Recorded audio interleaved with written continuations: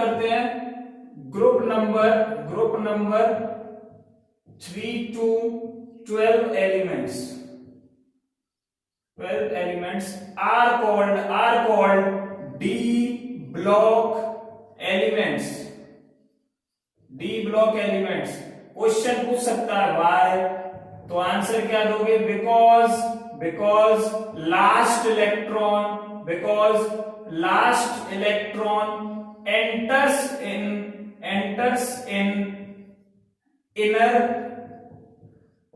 inner cell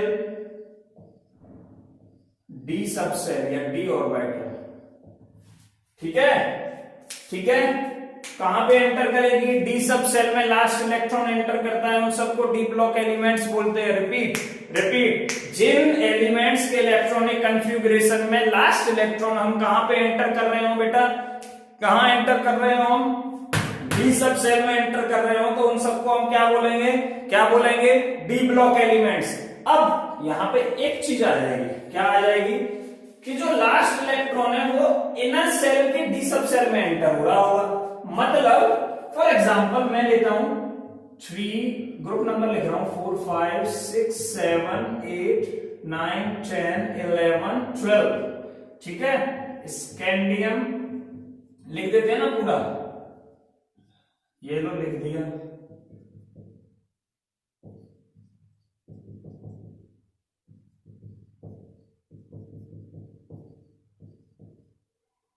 T giraffe, वा नवाब, ताहिर, कर मो, मंतक रे, ferrous, courier, NIPD, DTCU, AG, AU, ZNCD, HG.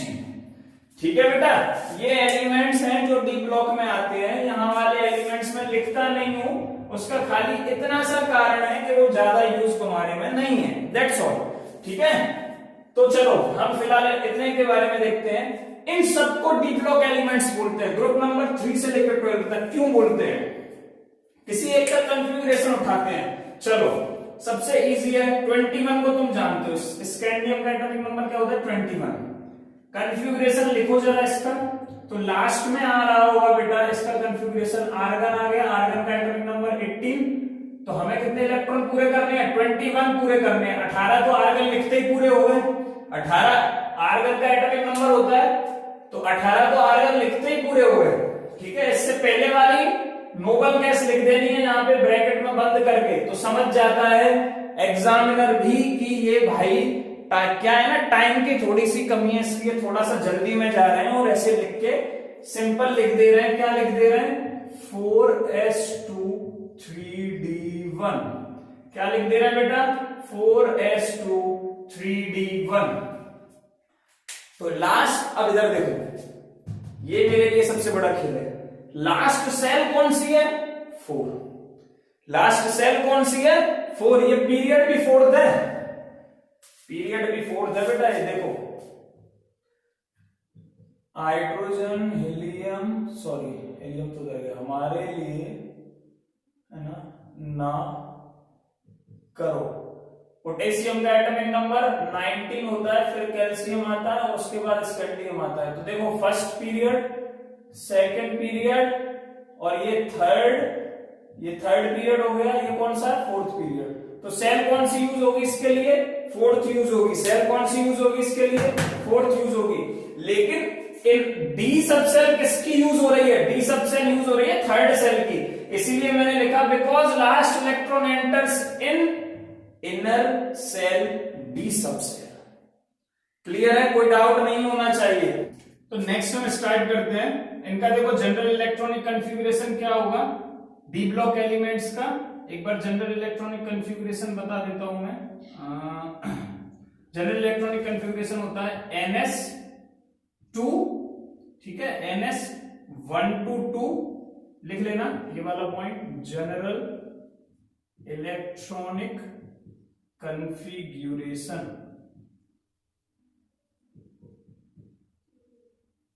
General electronic configuration क्या होगा बेटा? NS1 to 2 और N-1 D 1 to 10। ठीक है, ये जनरल इलेक्ट्रॉनिक कॉन्फ़िगरेशन होता है डी ब्लॉक एलिमेंट्स का। ठीक है, हम एक दो एग्जांपल ले लेते हैं ऐसे समझने के लिए। ये सेकंड पॉइंट हो गया। Group number 3 to group number 12 क्या थे? डी ब्लॉक एलिमेंट्स थे। ठीक है, चलो अब थोड़ा सा ऐसे समझने की और कोशिश करते हैं कि NS का मतलब क्या है कि जिस भी सेल, जो भी सेल यूज हो रही होगी, N तो उसकी वैल्यू हो गई, सेल जो भी यूज हो रही है, सेल यूज, एंड N-1 मतलब उससे एक सेल कम। N-1 क्या मतलब कि इससे एक लेस। फॉर एग्जाम्पल जैसे मैं बात करता हूं स्कैंडियम के लिए, मैं किसके लिए बात कर रहा हूं बेटा? स्कैंडियम के लिए मैं अगर बात करता हूं तो स्कैंडियम के लिए हम जरा इलेक्ट्रॉनिक कॉन्फ़िगरेशन लिखते हैं। स्कैंडियम के लिए इलेक्ट्रॉनिक कॉन्फ़िगरेशन क्या होगा? इधर देखो जल्दी, आर्गन। ठीक है, आर्गन का इलेक्ट्रॉनिक कॉन्फ़िगरेशन कितना होगा? 18 तो इसी का हो गया। देन हमको कितना ऐड करना है?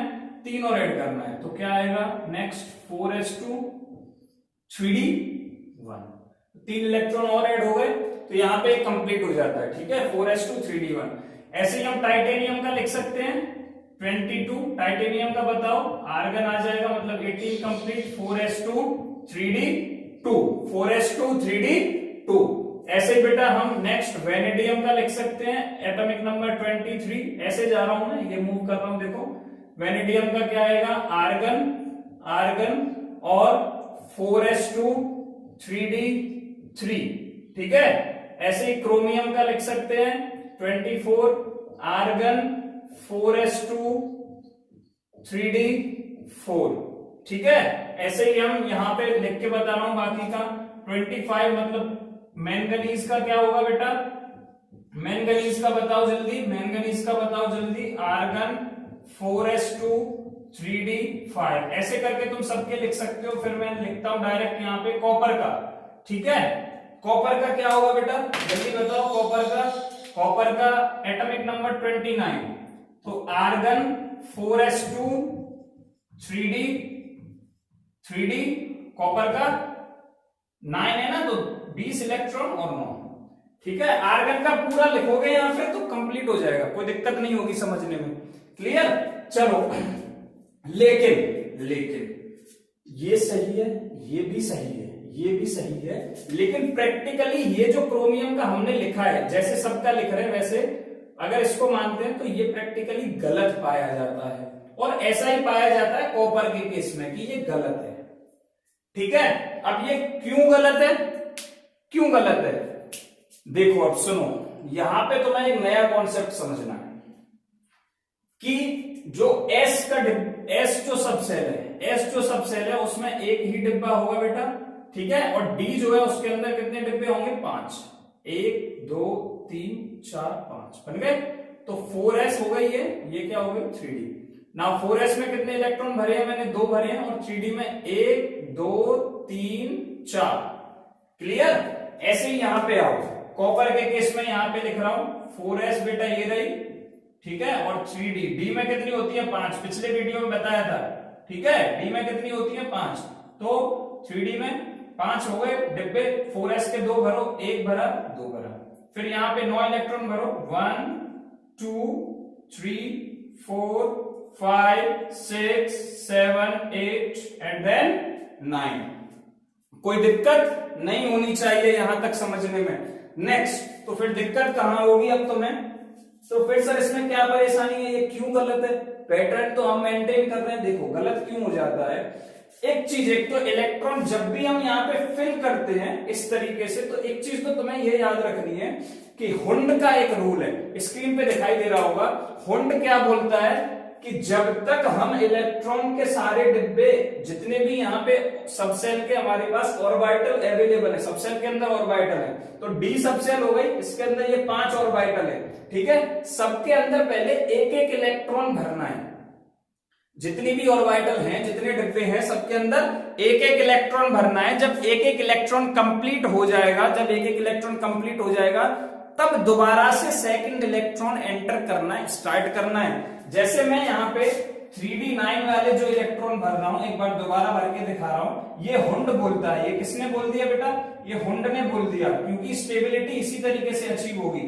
1 9 इलेक्ट्रॉन भरने हैं, तो मैं ऐसे भी तो भर सकता हूं ना कि भाई 1 2 3 4 5 6 7 8 9। लेकिन ये जो तरीका मैंने जो अभी भरा है 1 2 3 4 5 6 7 8 9, ये गलत है। हुंड ने बोला कि ये गलत है। हुंड ने क्या बोला, पहले सब में एक एक 1 2 3 4 5 6 7 8 9 इस तरीके से भरने इलेक्ट्रॉन। तो हुंड का रूल तुम्हें याद रहेगा, हुंड का रूल याद रखना है, सेकंड चैप्टर में आता है, सेकंड चैप्टर में आएगा, ठीक है। चलो, एक तो चीज ये याद रखनी है। दूसरी बात, ये जो एनर्जी लेवल है, एक्चुअली में ये सब क्या है ना, 4s 3d, ये जितने भी ये सब क्या है, एक तरीके से एनर्जी लेवल रिप्रेजेंट करते हैं। चौथे सेल की s सब सेल है, ठीक है, ऐसे ही थर्ड की d सब सेल है। इन दोनों का जो एनर्जी लेवल होता है, मतलब यहां पे मानो न्यूक्लियस है, यहां पे मानो न्यूक्लियस है, तो पहली सेल, दूसरी, देन तीसरी, देन चौथी, ठीक है। तो यहां जो तीसरी सेल है, ठीक है, ये न्यूक्लियस था, अब मैं इसे हटा रहा हूं, न्यूक्लियस कहीं पे, ये जो तीसरी सेल है ना, इसकी जो डी सब सेल होती है वो बाहर की तरफ ऐसे निकली हुई होगी, ठीक है। और एस जो 4 की है वो उसके बिल्कुल ऐसे थोड़ा सा अंदर घुस जाती है, ठीक है। तो 4s थोड़ा सा अंदर आ जाएगी, एनर्जी लेवल कम हो जाएगा। तुम्हें पता है जैसे जैसे न्यूक्लियस से दूर जाते हैं वैसे वैसे एनर्जी इंक्रीज होती है, जैसे जैसे न्यूक्लियस से दूर जाते हैं वैसे वैसे एनर्जी इंक्रीज होती है। तो 4s थोड़ा सा अंदर की तरफ आ जाती है, और थर्ड सेल की जो डी सब सेल है वो थोड़ा सा बाहर की तरफ चली जाती है। तो लेकिन ज्यादा डिफरेंस नहीं होता है, बहुत कम डिफरेंस होता है, ठीक है, बहुत कम डिफरेंस होता है। तो होगा क्या, मानो बेटा ये एटम है, ये पहली, ये दूसरी, ये तीसरी और ये चौथी, ये थर्ड सेल है, ये फोर्थ सेल है। तो इसकी जो थर्ड सेल की जो डी है, मान लो वो यहां तक जा रही होगी, और इसकी जो एस है वो भी लगभग यहां होगी, फोर्थ की जो एस है वो भी लगभग यहां होगी। लेकिन ये डिफ्यूज, डी फॉर डिफ्यूज, मतलब ये ज्यादा डिफ्यूज होती है, तो इसको भी क्रॉस कर जाती है 4s को, ठीक है। लेकिन ये बहुत पास रहेंगी, बहुत नजदीक होती है, बहुत नजदीक होती है। तो क्या होता है, 4s का इलेक्ट्रॉन कूद के 3d में आ जाता है, 4s का इलेक्ट्रॉन कूद के 3d में आ जाता है। क्यों? क्योंकि लेसर एनर्जी डिफरेंस है। क्यों? क्योंकि लेसर एनर्जी डिफरेंस है बेटा, याद रखना है। क्यों? क्योंकि लेसर एनर्जी डिफरेंस है। और एक रीजन आता है सामने कि सर क्यों जंप किया, मान लो लेसर एनर्जी डिफरेंस है, लेकिन वहां भी तो रह सकता है, जंप क्यों करता है, ड्राइविंग फोर्स बोलते हैं इसे, केमिस्ट्री की भाषा में ड्राइविंग फोर्स बोलते हैं। क्यों गया, मैंने तो भेजा नहीं, मैं तो आया नहीं, गए इधर से उठ के उधर जा, कुछ तो हुआ होगा, एनर्जी किसी ने दी होगी, कुछ रिएक्शन हुई होगी, कुछ तो कारण होगा। हाँ, कुछ कारण है, वो कारण सुनो कि एक्चुअली में एक कॉन्सेप्ट है कि जो सबसेल है, सबसेल जब हाफ फिल्ड हो या फुल फिल्ड हो तो सबसे ज्यादा स्टेबल होती है। सबसेल जब हाफ फिल्ड हो या फुल फिल्ड होने का जब भी उसे मौका मिलेगा तो इलेक्ट्रॉन ऐसा करेगा, ठीक है, क्योंकि वो स्टेबल कर रहा है, क्योंकि सिमेट्री आ जाएगी। सोचो कि एक घर में 5 कमरे हैं, ठीक है, सोचो एक घर में 5 कमरे हैं, पांचों 5 भाई हैं, पांचों के लिए अलग अलग बेडरूम दिया गया है। अब अच्छा क्या है कि वो सब एक एक रूम में आराम से रहें, बड़ी स्टेबिलिटी रहेगी उनमें, ना ज्यादा झगड़ा होगा, ना कोई दिक्कत होगी, कोई परेशानी नहीं होगी। लेकिन अगर ये तो इसलिए तो सिमेट्री हो जाएगी भाई, ये रहेगा ना कि बड़े भाई के साथ वो नहीं किया है ना, अन्याय नहीं हुआ, दूसरे मम्मी उसको तुम ज्यादा खिलाती हो, ऐसा नहीं किया ना, बराबर, तो इसको बोलते हैं सिमेट्री। जब एक एक इलेक्ट्रॉन सब में रहेगा, जब एक एक इलेक्ट्रॉन सब में रहेगा तो क्या है, थोड़ा सिमेट्री आ जाती है, और सिमेट्री से क्या है, स्टेबिलिटी जनरेट होती है। सिमेट्री से क्या होगा बेटा, स्टेबिलिटी। सिमेट्री मतलब समानता, सिमेट्री मतलब समानता, सिमेट्री से क्या होगा, स्टेबिलिटी जनरेट होगी बेटा। तो जब भी इलेक्ट्रॉन को मौका मिलेगा कि वो सबसेल को हाफ फिल्ड या फुल फिल्ड कर पा रहा है तो वो ऐसा करेगा, और क्योंकि एनर्जी डिफरेंस भी कम है तो उसे मौका मिल जाता है ये करने का। तो 4s और 3d में एनर्जी डिफरेंस ज्यादा नहीं होता है, इसलिए ये वाला जो इलेक्ट्रॉन है, ये वाला जो इलेक्ट्रॉन है ये कूद के यहां चला जाता है, और क्या हो जाएगा, 4s में यहां एक ही रह जाएगा बेटा, और 3d में देखो 1 2 3 4 और 5। अब देखो 3d में एक डिब्बे में 2 इलेक्ट्रॉन आ सकते थे, सब में एक एक आ गया, तो ये हाफ फिल्ड हो गई, ठीक है। तो ये to get the stability is the driving force of this electron jump from 4s to 3d orbital। ठीक है, क्यों गया है? क्योंकि उसे स्टेबिलिटी मिल रही है, इसीलिए ये जो क्रोमियम का जो कॉन्फ़िगरेशन है वो 4s to 3d4 ना होके क्या होगा, आर्गन पहले लिख सकते हो, 18 इलेक्ट्रॉन बता दिए, 4s1 एंड 3d5। 3d में कितने हो गए 5, 4s में कितने 1। ठीक है, क्या यही प्रिंसिपल यहां भी लागू हो सकता है? देखो 4s का एक इलेक्ट्रॉन यहां से कूद के अगर इधर आ जाता है तो ये, क्योंकि 3d यहां पे आउटर मोस्ट ऑर्बिटल है, 3d यहां पे आउटर मोस्ट ऑर्बिटल है, इसलिए इसमें एक इलेक्ट्रॉन कम रहे चलेगा, इसमें एक इलेक्ट्रॉन कम रहे चलेगा, कोई बात नहीं, चलो। लेकिन इसमें इलेक्ट्रॉन हमेशा फुलफिल्ड होने की कोशिश करेंगे, हमेशा हाफ फिल्ड, जिससे बाहर का कोई भी बंदा है अंदर खोखला है तो क्या, बाहर तो दम दिखा के रखनी पड़ेगी, नहीं तो बेटा बाहर वाला आके तुमको तोड़ देगा, है ना। इसीलिए अंदर कुछ भी डिस्प्यूट हो दोस्तों के अंदर, लेकिन बाहर वाले को ये पता नहीं चलना चाहिए, इसलिए बाहर वाली फुलफिल्ड होना नेसेसरी है। जब भी ये मौका मिलेगा तब हमें ऐसा करना चाहिए, है ना। ऐसे ही यहां पे इलेक्ट्रॉन करेगा, क्या करेगा, चल ठीक है कोई बात नहीं, बाहर वालों के लिए तो हम स्ट्रॉन्ग बन के रहते हैं। तो यहां भी कंफिगरेशन क्या हो गया, 4s में 1 आ गया और 3d में 10 इलेक्ट्रॉन हो गए। इसीलिए कॉपर के केस में भी इलेक्ट्रॉनिक कंफिगरेशन क्या हो जाता है बेटा, argon 4s2 3d 10, argon 4s2 3d 10। समझ में आ रहा है, आर्गन 4s2 3d 10, देखो दिख रहा होगा साफ साफ, मैंने बोर्ड पे लिखा हुआ है, कोई दिक्कत नहीं आनी चाहिए बेटा, ठीक है। बड़ा अच्छा सा कॉन्सेप्ट है। क्या चीजें याद रखनी है इसमें क्रोमियम और कॉपर के में, एक तो कॉन्सेप्ट ये है कि सबसे पहले फुलफिल्ड होने का मौका मिलता है, सबसे ज्यादा फुलफिल्ड ऑर्बिटल स्टेबल होती हैं, उसके बाद हाफ फिल्ड देन नॉर्मल, ठीक है, full filled then half filled then normal. अगर ये मौका मिलता है तो इलेक्ट्रॉन की 2 एनर्जी लेवल में अगर एनर्जी गैप कम है तो वो इलेक्ट्रॉन ऐसा कर सकता है, ठीक है। और यहां पे क्रोमियम और कॉपर के केस में करता है, इसीलिए जो थ्योरेटिकल इलेक्ट्रॉनिक कॉन्फ़िगरेशन आना चाहिए 4s2 3d4 वो नहीं आता है। क्या आता है, क्या आता है, 4s1 3d5 आता है। ऐसे ही कॉपर के केस में क्या आता है बेटा, कॉपर के केस में क्या आता है, 4s2 3d10 आएगा, सॉरी 4s1 3d10 है, मैंने गलत लिख रखा है, 4s1 3d10 होगा। वो क्या होगा बेटा, यहां पे क्या होगा, 4s1 3d10 होगा, ठीक है, 4s1 3d10 होगा। देखो एक बार दोबारा रिपीट किया मैंने, दोबारा लिखा है 4s1 3d10, ठीक है, ये एकदम सही है। अब कोई दिक्कत नहीं होनी चाहिए, बस मुझे इतना यहां पे एक्सप्लेन करना था, ठीक है बेटा, सब चीजें समझ में आ रही हैं। अच्छा, अब डिटेल में हम इसके बारे में बाद में पढ़ेंगे और सबके इलेक्ट्रॉनिक कॉन्फ़िगरेशन में, फिलहाल क्रोमियम और कॉपर के बारे में पढ़ना था। एक चीज मैं यहाँ पे क्लियर कर देता हूं तुम लोगों को, और वो चीज ये है कि ये जो मैंने तुम्हें बार बार मैं आर्गन लिख दे रहा हूं ना, इसका मतलब सिंपल बेटा इतना है, जैसे स्कैंडियम में मैंने लिख दिया आर्गन, तो यहाँ पे आर्गन किसके लिए लिखा है, आर्गन का इलेक्ट्रॉनिक कॉन्फ़िगरेशन लिख सकते हो तुम, है ना। क्या होगा आर्गन का, आर्गन का एटॉमिक नंबर होता है 18, आर्गन का एटॉमिक नंबर 18। इलेक्ट्रॉनिक कॉन्फ़िगरेशन बोलो, 1s2 2s2 2p6 3s2 3p6, ठीक है, कितना हो गया, 2 4 6 6 और 4 10 10 और 2 12 और 6 18, ठीक है। तो और इसके बाद यहां पे ये कॉन्फ़िगरेशन लिख दो, 1s2 2s2 2p6 3s2 3p6, और इसके बाद क्या आ गया बेटा, इसके बाद क्या आ जाएगा बेटा, 1s2 2s2 2p6 3s2 3p6 के बाद 18 ये हो गए, इसके बाद आएगा 4s2, सीक्वेंस देख लेना 3d1। हकीकत में स्कैंडियम का ये होता है, लेकिन मैंने इस पूरे की जगह सिंपल इसको हटा के, पूरे को हटा के आर्गन लिख दिया, ठीक है। तो तुम ऐसा कर सकते हो, जो भी एलिमेंट है इससे पहले आने वाली नोबल गैस को डायरेक्ट लिख दो, और फिर आगे के जो इलेक्ट्रॉनिक कॉन्फ़िगरेशन बचा हुआ है, टाइम बचाने के लिए तुम ऐसा कर सकते हो।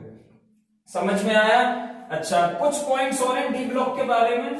हम ये है ना D block, S block, P block, ये डिटेल में अलग अलग चैप्टर सभी आएंगे, ये खाली इंट्रोडक्शन पार्ट है, ठीक है। तब हम और डिटेल में पढ़ेंगे।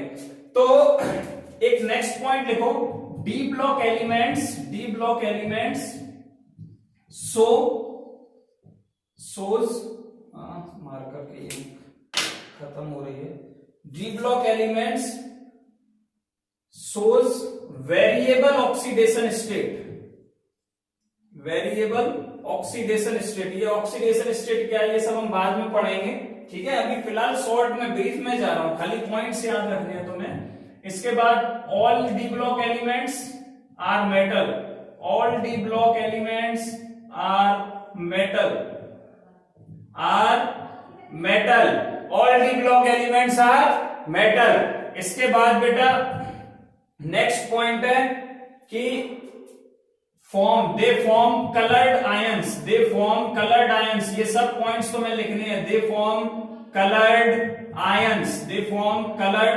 आयंस, ठीक है।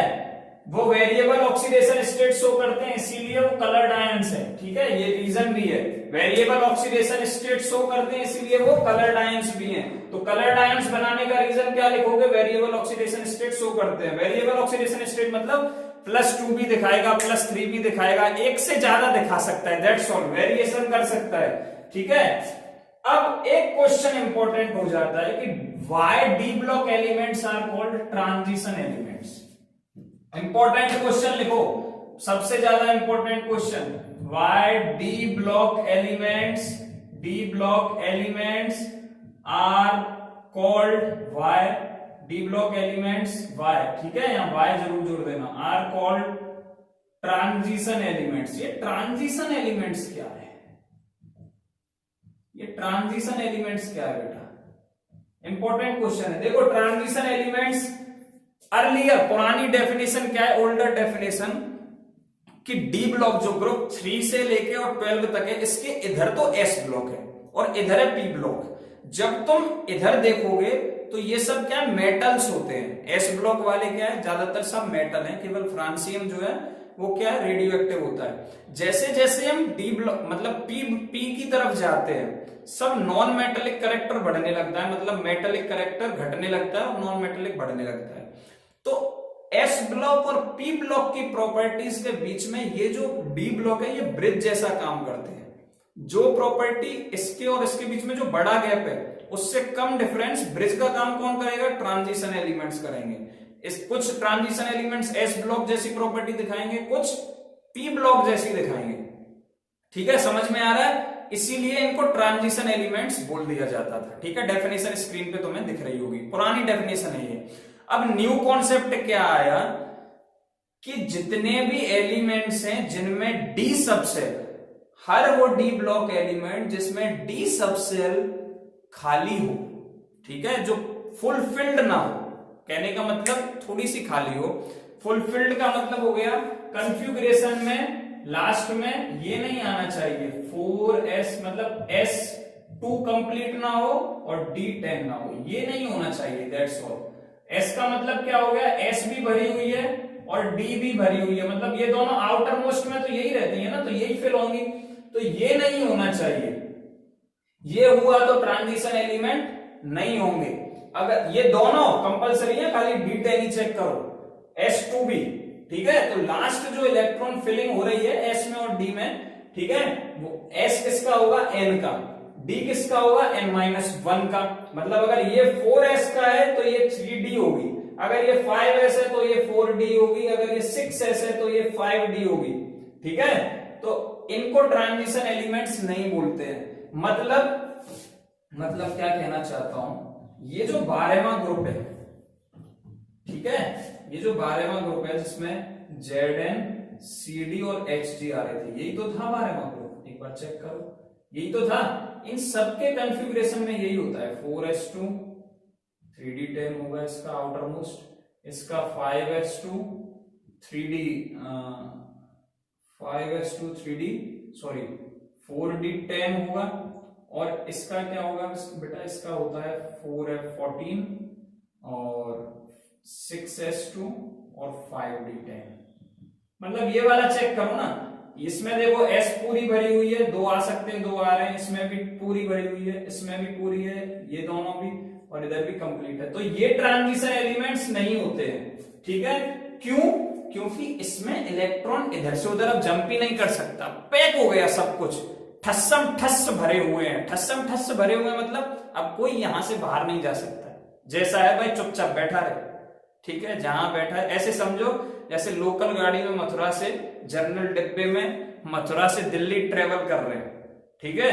तो क्या होता है, एक पैर पे अगर कोई खड़ा रह गया ना ऐसे पंजों पे, तो पंजों पे ही खड़ा रह जाता है वो बेचारा जैसे तैसे पंजे टेकने की कोशिश करता है कहीं जगह मिल जाए तो, बस चुपचाप खड़ा रहे 2 घंटे, नहीं तो पता चला ये भी नहीं मिलेगा, ठीक है।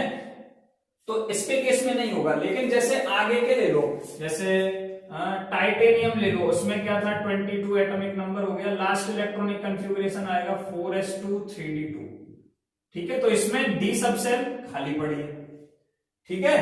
तो ये सब क्या ट्रांजिशन एलिमेंट होंगे, क्योंकि इसकी ऑक्सीडेशन स्टेट वेरिएट करेगी इसके खाली होने की वजह से, ठीक है।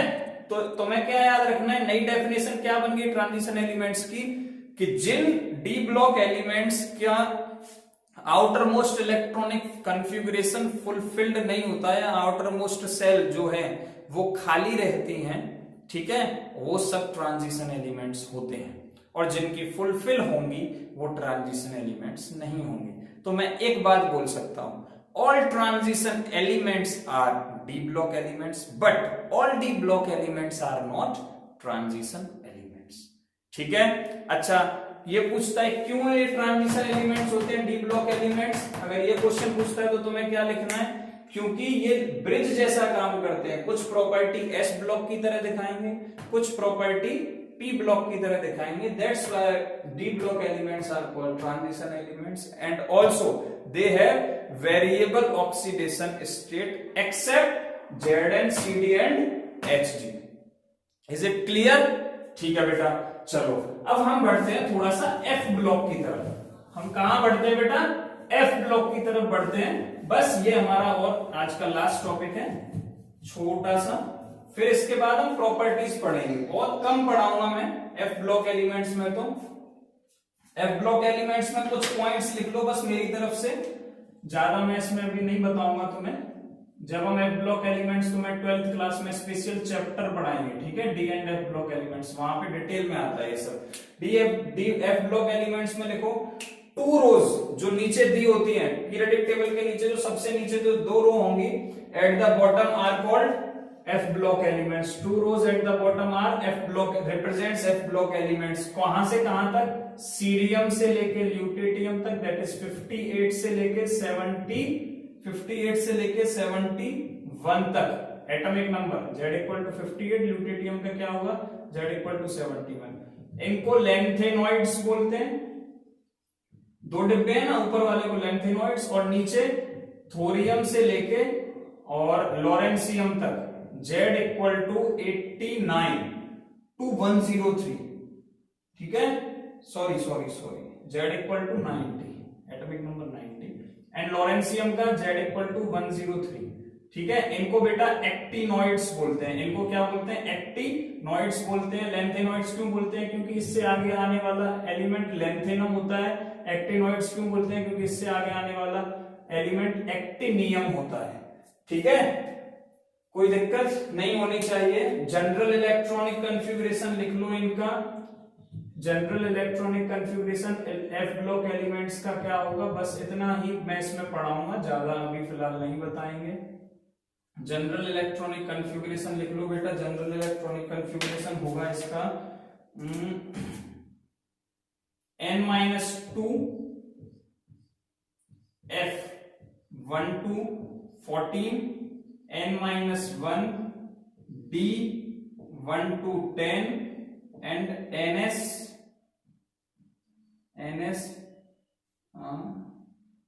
1 to 1 और 2, ठीक है। ये क्या हो गया इसका आउटर मोस्ट इलेक्ट्रॉनिक कंफिगरेशन, या ns2 ही कर दो इसे पूरा, ठीक है। जनरल इलेक्ट्रॉनिक कंफिगरेशन हो गया, दैट्स ऑल। इसके बारे में इतना ही। और ये large number of oxidation states दिखाते हैं। These elements shows large number of oxidation states, ठीक है, shows large number of oxidation states, oxidation states. अब ये ऑक्सीडेशन स्टेट क्या है, ये सब हम तुम्हें रेडॉक्स चैप्टर में पढ़ाएंगे। फिलहाल खाली तुम इतने पॉइंट्स याद रखने, खाली इंट्रो आ रहा है बस इसका। एंड एक चीज और, तुम देखोगे जब हम यहाँ पे थोरियम से लोरेंसियम की तरफ बढ़ते हैं तो ये आता है थोरियम, ठीक है, प्रोएक्टिनियम और यूरेनियम, नेपच्यूनियम, ठीक है। अब यूरेनियम से आगे वाले जितने भी लोरेंसियम तक, थोरियम से जाते जाते रास्ते में जो यूरेनियम आता है, इससे यूरेनियम से आगे आने वाले जो एलिमेंट्स हैं, ठीक है, उनको ट्रांस यूरेनियम एलिमेंट्स भी बोला जाता है। क्या बोला जाता है बेटा? Trans uranium elements. तो एक पॉइंट लिख लो, the elements after uranium are all known as trans uranium elements. ठीक है बेटा, यहां पे तुम्हारा एसपीडीएफ का जो इंट्रो पार्ट है वो खत्म होता है। नेक्स्ट लेक्चर बहुत इंपॉर्टेंट है, इसके बाद वाला जो लेक्चर होगा वो बहुत ज्यादा इंपॉर्टेंट है, क्योंकि वहां पे न्यूक्लियर चार्ज क्या होता है उससे, मतलब अब जो 10th में तुम मतलब बहुत शॉर्ट में पढ़ाया था, ठीक है, 10th में उतना ज्यादा डिटेल में नहीं पढ़ाया है, तो अब उसे डिटेल में पढ़ाया जाएगा। न्यूक्लियर चार्ज, उससे atomic radius, electronegativity, ionisation enthalpy, electron gain enthalpy, then metallic character and non metallic character. ये जितनी भी चीजें इनमें हाफ हाफ करके 2 वीडियोस में हम ये कवर करेंगे, ठीक है। इसलिए इस वीडियो में जो मैं तुम्हें आज डिलीवर कर रहा हूं उसे आज ही खत्म कर देना, क्योंकि आगे का समेट नहीं पाओगे, ठीक है बेटा। अच्छे से पढ़ते रहो, कोई भी डाउट हो मेरे से पूछ सकते हो पर्सनली, ठीक है। मेल आईडी पे पूछो या फिर कॉन्टेक्ट नंबर पे पूछो, चाहे वीडियो में कमेंट करके पूछो, लेकिन अच्छे से पढ़ाई करो। ये तुम्हारे सब कॉन्सेप्ट बिल्डअप हो रहे हैं, ठीक है। अगले 3 वीडियोज में, 3 तो मैक्सिमम हो गए शायद, 2 वीडियोज में ही ये चैप्टर खत्म हो जाएगा। थैंक यू बेटा।